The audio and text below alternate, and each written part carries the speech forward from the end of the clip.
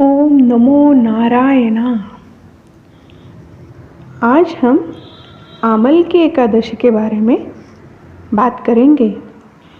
आमला यानी कि आंवला। आंवला को शास्त्रों में उसी प्रकार श्रेष्ठ स्थान प्राप्त है जैसे कि नदियों में गंगा श्रेष्ठ है। श्री हरि विष्णु जी ने जब सृष्टि की रचना के लिए ब्रह्मा जी को अपने नाभि से जन्म दिया, उसी समय उन्होंने आंवले के वृक्ष को भी जन्म दिया। आंवले को भगवान श्री विष्णु ने आदि वृक्ष के रूप में प्रतिष्ठित किया है। इसके हर अंग में ईश्वर का स्थान माना गया है। भगवान विष्णु ने कहा है, जो प्राणी स्वर्ग और मोक्ष प्राप्ति की कामना करते हैं उनके लिए फाल्गुन शुक्ल पक्ष में जो पुष्य नक्षत्र में एकादशी आती है, उस एकादशी का व्रत अत्यंत श्रेष्ठ है। एकादशी को अमल की एकादशी के नाम से ही जाना जाता है। पर पौराणिक कथा के अनुसार एक बार वैदिश नाम का नगर था, जिसमें ब्राह्मण, क्षत्रिय, वैश्य और शूद्र चारों वर्ण आनंद सहित रहते थे। उस नगर में सदैव ध्वनि गुंजा करती थी तथा पापी, दुराचारी, नास्तिक उस नगर में कोई नहीं था। उस नगर में चैत्रथ नाम का चंद्रवंशी राजा राज्य करता था। वह अत्यंत विद्वान तथा धार्मिक था। उस नगर में कोई व्यक्ति दरिद्र, कंजूस नहीं था।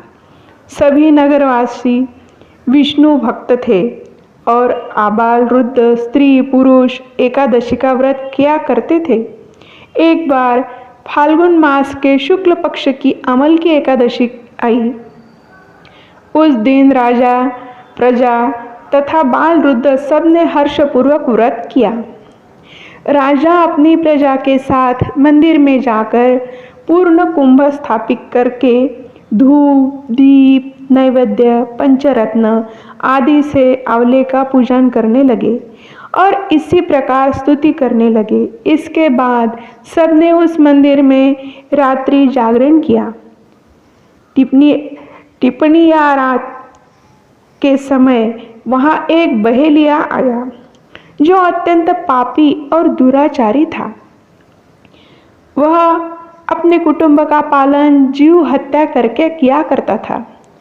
भूख और प्यास से अत्यंत व्याकुल वह बहेलिया इस जागरण को देखने के लिए मंदिर के एक कोने में बैठ गया और श्री विष्णु भगवान तथा एकादशी महात्म्य की कथा सुनने लगा।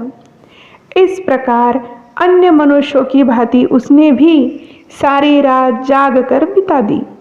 प्रातःकाल होते ही सब लोग अपने घर चले गए तो बहेलिया भी अपने घर चला गया। घर जाकर उसने भोजन किया। कुछ समय बीतने के पश्चात उस बहेलिया की मृत्यु हो गई। मगर उस आमल की एकादशी के व्रत तथा जागरण से उसने राजा विदुरथ के घर जन्म लिया और उसका नाम वसुरथ रखा गया। युवा होने पर वह चतुरंगी सेना सहित तथा धन धान्य से युक्त होकर 10,000 ग्रामों का पालन करने लगा। वह अत्यंत धार्मिक, सत्यवादी, कर्मवीर और विष्णु भक्त था। वह प्रजा का समान भाव से पालन करता था। दान देना उसका नित्य कर्तव्य था। एक दिन राजा शिकार खेलने के लिए गया। दैव योग से वहाँ मार्ग वह भूल गया और दिशा ज्ञान न रहने के कारण उसी वन में एक वृक्ष के नीचे सो गया। थोड़ी देर बाद वहाँ कुछ लोग आए और राजा को अकेला देखकर मारो मारो ऐसे शब्द करते हुए राजा की ओर दौड़े। वे कहने लगे कि इसी दुष्ट राजा ने हमारे माता पिता, पुत्र, पौत्र आदि अनेक संबंधियों को मारा है तथा देश से निकाल दिया है, अतः इसको अवश्य मारना चाहिए। ऐसा कहकर वे उस राजा को मारने दौड़े और अनेक प्रकार के अस्त्र शस्त्र उसके ऊपर फेंकने लगे। वे सब अस्त्र शस्त्र राजा के शरीर पर गिरते ही नष्ट हो जाते और उनका वार पुष्प के समान प्रतीत होता। अब उन लोगों के अस्त्र शस्त्र उल्टा उन्हीं के ऊपर प्रहार करने लगे, जिससे वे मूर्छित हो गए।